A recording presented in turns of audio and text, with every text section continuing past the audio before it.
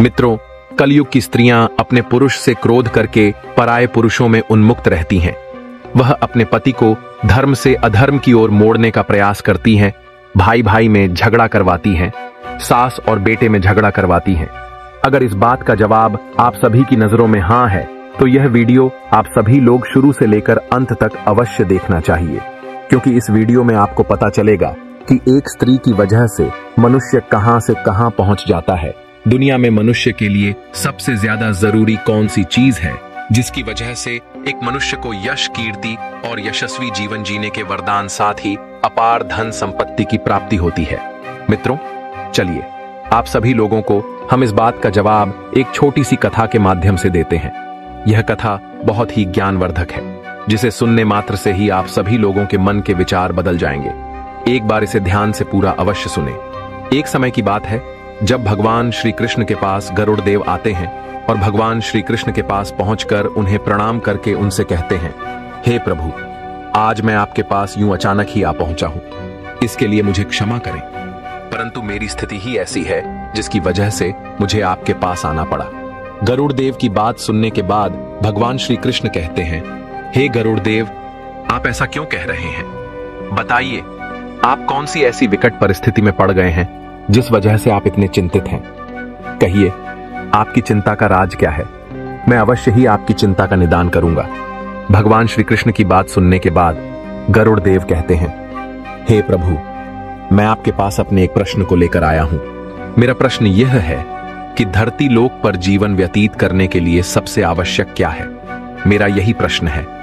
मैं अपने इसी प्रश्न को लेकर बहुत चिंतित हूं, क्योंकि प्रत्येक मनुष्य धन, दौलत, काम, लोभ, माया, मोह में ही व्यथित है और वह जीवन जीने का वास्तविक मतलब नहीं जान पा रहा है। इसी वजह से मैं बहुत परेशान हूं और आपके पास आया हूं। शायद आप ही मेरी इस शंका का निवारण कर सकते हैं। गरुड़ देव की बात सुनने के बाद भगवान श्री कृष्ण कहते हैं, हे गुरुदेव, आप सत्य ही कह रहे हैं। पृथ्वी लोक का मनुष्य काम वासना से ग्रसित होता जा रहा है। वह अपना पराया कुछ नहीं देखता है। भाई भाई में झगड़ा होता है। धन संपत्ति के लिए एक मनुष्य दूसरे मनुष्य को मार देता है। इसके पीछे का कारण मनुष्य की कुटिल बुद्धि है। यदि मनुष्य की बुद्धि स्थिर हो जाती है तो मनुष्य धरती लोक पर रहकर भी एक यशस्वी जीवन जी सकता है। मनुष्य के पास सब कुछ होते हुए भी वह घर के द्वार पर आए हुए भिक्षुक को दान नहीं देता है। इस वजह से ही मनुष्य अपनी स्वाधीनता, अपना आत्मबल सब कुछ खो देता है। स्त्री के मोह में अपने परिवार को भी छोड़ देता है।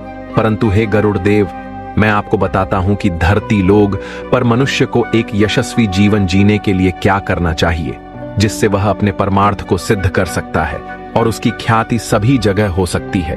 परंतु मैं आपको आपके इस प्रश्न का उत्तर एक छोटी सी कहानी के माध्यम से देना चाहता हूं। आप मेरे द्वारा सुनाई गई इस कहानी को पूरा अवश्य सुनना। इस कहानी को पूरा सुनने वाले सभी मनुष्यों के सारे कार्य सफल होते हैं। वह एक यशस्वी जीवन जीते हैं। अब गरुड़ देव कहते हैं, हे प्रभु, आप वह कहानी सुनाइए। मैं आपके द्वारा सुनाई गई कहानी को पूरा अवश्य सुनूंगा। तब भगवान श्री कृष्ण कहते हैं, हे गरुड़ देव, प्राचीन काल की बात है। किसी शहर में एक बड़ा ही धर्मात्मा राजा राज करता था। उसके दान धर्म का प्रवाह कभी बंद नहीं होता था। हर जगह राजा बढ़ चढ़कर दान दक्षिणा दिया करता था। दान दक्षिणा देने के कारण ही उसकी ख्याति इतनी बढ़ गई थी कि उसे देखने के लिए दूर दूर से मनुष्य आया करते थे। एक दिन की बात है, उसके राज दरबार में एक साधु आया और उसने राजा से कहा, हे राजन, मैंने सुना है तुम बहुत दान धर्म करने वाले राजा हो। तुम्हारे यहाँ से कोई भी खाली हाथ नहीं जाता है। आपके द्वार पर आया हुआ कोई भी भिक्षुक यदि आपसे कुछ मांगता है तो आप उसे वह चीज अवश्य देते हैं। तो हे राजन, क्या मैं जो मांगूंगा वह तुम मुझे दे सकोगे? उस साधु की बात सुनने के बाद वह राजा बोला, कहिए साधु महाराज, आपको क्या चाहिए? आपकी हर मुराद पूरी की जाएगी। आपको वह हर एक चीज मिलेगी जो हमारे राज्य में है। तब उस साधु ने कहा, हे राजन, या तो 12 वर्ष के लिए आप मुझे अपना राज्य पाठ दे दो या तो अपना धर्म दे दो। अब उस साधु की बात सुनकर पहले तो राजा चिंता में पड़ गया। फिर सोच विचार करके उसने उस साधु से कहा, महाराज, मैं आपको सब कुछ देने के लिए तैयार हूं, परंतु मैं अपना धर्म आपको नहीं दे सकता। मैंने 12 वर्ष के लिए आपको राजपाट सब दे दिया है, संभालिए इस राजपाट को। इतना कहकर राजा वहां से बिना कुछ लिए सब कुछ छोड़ छाड़ कर बिल्कुल अकेला चल पड़ा। चलते चलते मार्ग में एक बगीचा आया, वहीं पर एक कुआं भी था। उस स्थान पर हरियाली ही हरियाली थी। अब वह राजा वहीं विश्राम करने के विचार से ठहर गया। जब उस राजा ने थोड़ी देर बाद अगल बगल देखा तो उसे एक जीर्ण कसा हुआ काले रंग का एक सुंदर घोड़ा दिखाई दिया। जब उसने थोड़ा गौर से देखा तब उसे उस घोंघे के पास एक सुंदर स्त्री बैठी हुई दिखाई दी, परंतु वह स्त्री रो रही थी। जब उस राजा ने उस स्त्री को देखा तब उसको उस स्त्री पर दया आ गई। उसने उस स्त्री के पास में जाकर उसके रोने का कारण पूछा कि हे स्त्री, आप इस अकेले वन में यूं ऐसे विलाप क्यों कर रही हो? तब उस स्त्री ने कहा, महाराज, मैं एक राजकुमारी हूं। मेरे पिता को और भ्राता को शत्रुओं ने मार डाला है।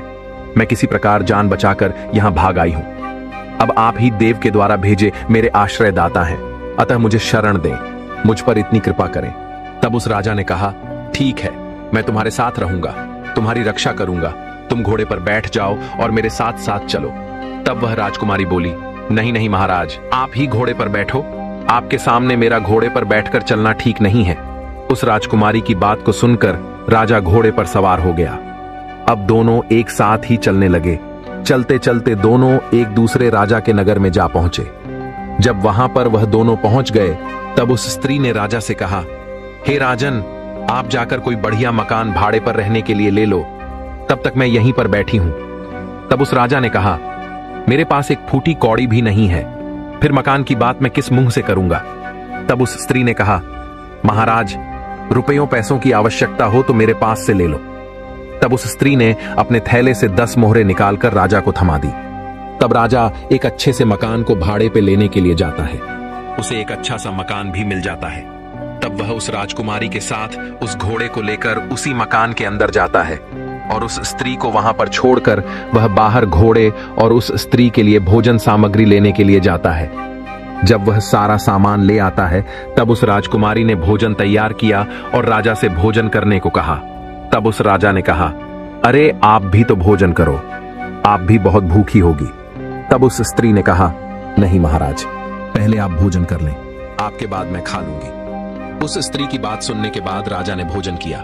जब वह राजा भोजन करके उठा तब उस स्त्री ने भी भोजन कर लिया। अब भगवान श्री कृष्ण कहते हैं, हे गुरुदेव, अब ऐसा करते हुए उन सभी को 3 साल बीत जाते हैं। एक दिन उस स्त्री ने कहा, राजन, आपको अधिक कष्ट होता है काम करने में। हमने अब तो कुछ बहुत धन संपत्ति भी कमा ली है, क्यों ना अब हम एक नौकर रख ले। तब वह राजा बोला, मैं जितना भी कमाता हूं उसमें ही पूरा नहीं पड़ता है, क्या करूंगा? नौकर रख के मुझे भी खर्च देना पड़ेगा, परंतु मेरे पास उसे देने के लिए अब कुछ नहीं है। तुम मुझसे राजाओं जैसी बात क्यों कर रही हो? तब उस स्त्री ने कहा, राजन, आप असमंजस में ना पड़िए। मैं औरत जात ना हुई, होती तो स्वयं इन कामों को कर लेती जो आप करते हैं। मैं आपको कहने भी नहीं जाती। रही बात आपके पैसे देने की, तो आपको जब भी पैसों की आवश्यकता पड़े आप हमसे निसंकोच मांग लिया कीजिए। तब उस स्त्री ने राजा को सोने की कुछ मोहरें दी। उसके बाद राजा गया और एक नौकर ले आ गया। अब ऐसा करते करते उन दोनों को 10 साल निकल जाते हैं। कुछ दिनों के बाद उस स्त्री ने राजा से कहा, हे राजन, आप मन बहलाने के लिए कभी कभी यहाँ के राजा की कचहरी में चले जाया करो और वहां की कुछ बातें सुन लिया करो। रहन सहन, चाल ढाल, व्यवसाय करने का तरीका, शायद कुछ ही आपके हाथ लग जाए। अब उस स्त्री के कहे अनुसार राजा रोज कचहरी जाने लगा। जब उस नगर के राजा ने उस स्त्री द्वारा भेजे गए मनुष्य को अपने मंत्रियों के साथ बैठा हुआ देखा तब उसने सोचा कि शायद यह मेरे मंत्रियों में से किसी का संबंधी होगा। इसी बात को मन में रखकर वह राजा उससे कुछ नहीं पूछता था। उस सभा में बैठे हुए मंत्री लोग उसकी आकृति राजा के समान देखकर राज संबंधी जानकर उससे कुछ नहीं पूछते थे। कुछ दिन यूं ही बीत गए। एक दिन राजा और मंत्री वर्ग ने आपस में आखिर उस राजा के संबंध में बातचीत की। तब उन्हें पता चला कि वह किसी का कोई संबंधी भी नहीं है। तब उन सभी को बड़ा कौतूहल हुआ। दूसरे दिन राजा ने उससे परिचय मांगा। हे प्रिय मनुष्य, आप देखने में बिल्कुल राजा के समान जान पड़ते हैं, कृपया आप मुझे अपना परिचय देने की कृपा करें। तब उस राजा ने अपनी सारी बात उस नगर के राजा को बता दी। हे राजन, मैं एक देश का राजा था। एक दिन मेरे द्वारा पर एक साधु आया और उसने मुझे मेरा धर्म या उसके बदले 12 वर्ष तक मेरा राज्य मांगा। मैंने उसे अपना राज्य दे दिया, परंतु धर्म ना दे सका। इस वजह से ही मैं यहां पर हूं। अब उस राजा की धर्मप्रियता देखकर राजा ने उसका बड़ा स्वागत किया और अपना मुकुट उसके सिर पर रख उसकी पगड़ी अपने सिर पर रख ली, उसे अपने सिंहासन पर बैठाया और मित्रता की प्रतिज्ञा की। दूसरे दिन उसे फिर कचहरी में आने का निमंत्रण दिया। जब वह राजा घर पहुंचा तब उसने सारी घटना उस स्त्री से कह सुनाई। उसने कहा, ठीक है, आप भी राजा को सारे परिकर परिषद तथा नगर को भी न्योता दे। आइए, हम एक विशाल भंडारा करेंगे। वह राजा पहले तो हिचकिचाया, पर उसके प्रभाव तथा आग्रह को देखकर राजा ने उस स्त्री की बात मान ली और अगले दिन जब वह कचहरी गया तो राजा को सारे मंत्री परिषद सहित पूरे नगर को अगले दिन भोज के लिए आमंत्रित किया। उस नगर का राजा हैरान होते हुए बोला, अरे भाई, कहीं आपने भांग वांग पी ली है क्या? भोज, और वो भी पूरे नगर सहित कहां से करोगे उसका इंतजाम? खैर, कोई बात नहीं, जाओ मनमानी करो, मित्र ही तो हो। शाम को उस नगर के राजा ने एक सिपाही भेजकर पता लगवाया और कहा, जाओ जाकर देखो तो सुबह भोज के लिए क्या इंतजाम है। अब अपने राजा का आदेश पाकर सिपाहियों ने जब वहां पर जाकर देखा तो वहां कुछ नहीं था। अब सभी ने राजा के पास आकर ज्यों का त्यों राजा को बता दिया। तब उस राजा ने कहा, भाई, उसने पक्का भांग वांग ही पी रखी होगी, अभी तक भोजन का इंतजाम भी नहीं हुआ है। यह पूरे नगर को न्योता भी दे आया है, यह भोजन का प्रबंध कैसे करेगा? अब इधर उस राजा को भी चैन नहीं था। वह उस स्त्री से कहने लगा, तुमने मेरी अच्छी फजीहत कराई है, कल सुबह तक भोजन का प्रबंध करना है। हमारे पास भोजन का एक भी दाना नहीं है। अब पता नहीं वह राजा कल मुझे क्या कहेगा। तब उस स्त्री ने कहा, महाराज, चिंता ना करें, यदि आपको धैर्य ना हो तो उस बगीचे में देख आइए जहां से मुझे आप लाए थे, भोजन का प्रबंध हो गया है। तब वह राजा उस घोड़े पर चढ़कर उस बगीचे में गया। तब उसने जो देखा कि उसकी आंखें फटी की फटी रह गईं, उसने देखा कि संपूर्ण देव वर्ग वहां पर कार्य में तत्पर था, अनंत दिव्य ऐश्वर्य भरा था। यह देखकर उस राजा के आश्चर्य का कोई ठिकाना ना रहा। प्रातःकाल उस राजा ने नगर के राजा सहित संपूर्ण नगर को भोजन कराया। इस आश्चर्य को देखकर सभी लोग अनैतिकता के आश्चर्य में डूब गए। नगर के राजा ने भी सारी व्यवस्था और भोजन के लिए उसकी भूरी भूरी प्रशंसा की। भोजन उपरांत सारा देव वर्ग अंतर्ध्यान हो गया। वह राजा बहुत खुश था। अब उस स्त्री ने उस राजा से कहा, राजन, तुमने उस साधु को कितने दिनों के लिए राज्य दिया था? जरा कागज तो देखो। राजा ने देखा तो समय पूरा हो चुका था। तब वह स्त्री बोली, आपका समय पूरा हो चुका है, अब आप अपने राज्य में जाकर अपना राज्यपाट संभालो। तब उस राजा ने कहा, देवी, मैं तुम्हें छोड़कर तो मैं एक कदम भी ना जाऊंगा। तब वह स्त्री बोली, राजन, तुम मुझे क्या समझ रहे हो? मैं तुम्हारी स्त्री नहीं हूं, मैं तो तुम्हारा धर्म हूं। जब तुमने मुझे नहीं छोड़ा तो मैंने भी तुम्हें नहीं छोड़ा और तुम्हारी स्त्री बनकर तुम्हारे साथ रही और तुम्हें किसी प्रकार का दुख नहीं होने दिया। पर अब जैसी तुम्हारी इच्छा, अगर तुम चाहते हो तो मैं तुम्हारे साथ तुम्हारे राज्य को चलती हूं।